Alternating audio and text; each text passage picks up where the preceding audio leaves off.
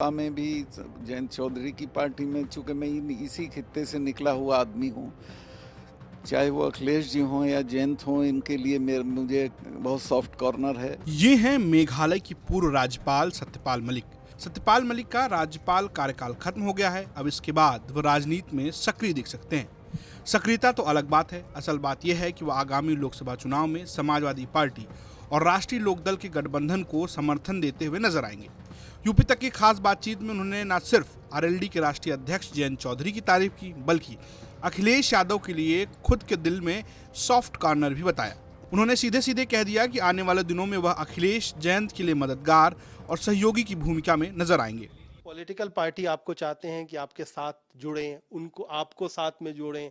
जैसे ये भी चर्चा चली थी कि राष्ट्रीय लोकदल जयंत चौधरी हैं, उनसे आपके संबंध अच्छे हैं, तो उनके साथ भी आप जुड़ सकते हैं। देखिए, मेरे संबंध सपा में भी जयंत चौधरी की पार्टी में, चूंकि मैं इसी खित्ते से निकला हुआ आदमी हूँ, चाहे वो अखिलेश जी हों या जयंत हों, इनके लिए मुझे बहुत सॉफ्ट कॉर्नर है। लेकिन मैं चूंकि राजनीति नहीं कर रहा हूँ और नहीं करूँगा, तो मैं अभी इनके सिस्टम में कहीं नहीं जा रहा हूँ। लेकिन ये अगर आपसे मदद मांगेंगे, जरूर करूँगा। ये अगर मदद मांगेंगे तो जरूर करूँगा।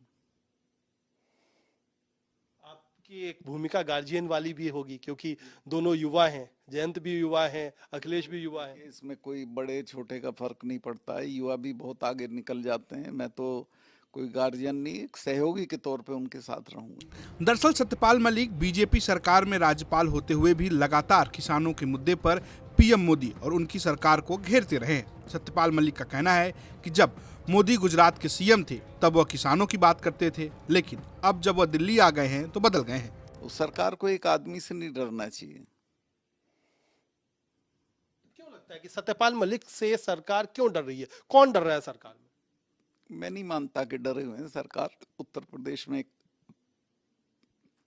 ऐसी सरकार है जिसे डरने की जरूरत नहीं है। वो ठीक काम कर रहे हैं। बस वो इतना है कि किसानों के मुद्दों को हल करने की कोशिश करें।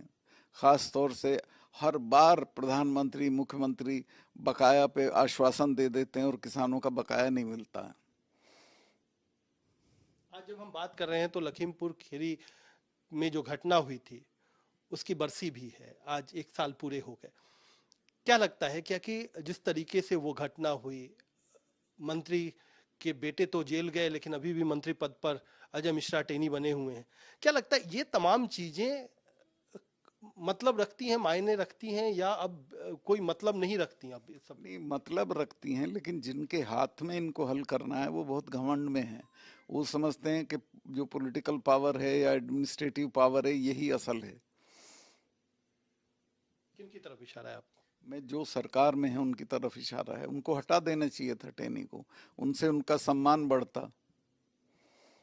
तो आपको लगता है कि प्रधानमंत्री नरेंद्र मोदी किसान हितों की बात नहीं कर रहे हैं?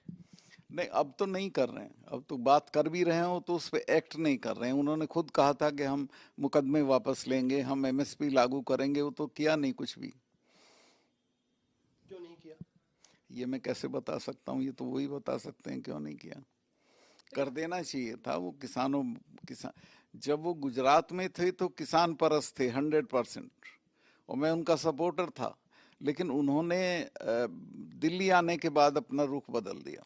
अगर सत्यपाल मलिक अखिलेश यादव को मदद करते हैं तो इसका फायदा सपा गठबंधन को मिल सकता है। 2022 के चुनाव में भी सपा ने पूर्वांचल में तो अच्छा प्रदर्शन किया था, लेकिन पश्चिमी यूपी में उनकी चाल फंस गई थी। अब देखना होगा कि एक नए सहयोगी के आने से 2024 में कितना फायदा होता है। पश्चिम यूपी से कुमार कुणाल की रिपोर्ट, यूपी तक।